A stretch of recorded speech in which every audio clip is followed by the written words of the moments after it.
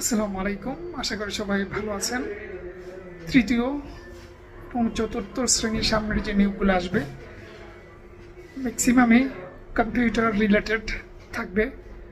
Office সহকারী, computer operator বা মুদ্রাক্ষরিক। তো যারা কম্পিউটারের কাজ জানেন না, আমার মনে হয় এটা একটু শিখে রাখেন, এগুলোর নিয়োগ বেশি আসবে। এছাড়াও আপনি যেই পদেই অ্যাপ্লাই করেন, প্র্যাকটিক্যালি কিন্তু অফিসে এসে এই কাজগুলো করা লাগে।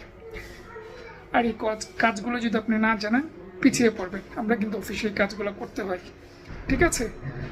একটু একটু করে শিখতে হয়। যদি শিখে না থাকে মানে পরবর্তীতে সমস্যা হয়, কষ্ট হয়।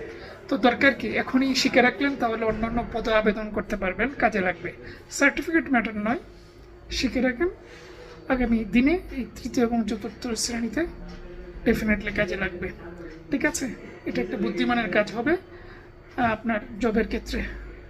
ভালো থাকবেন, সুস্থ থাকবেন।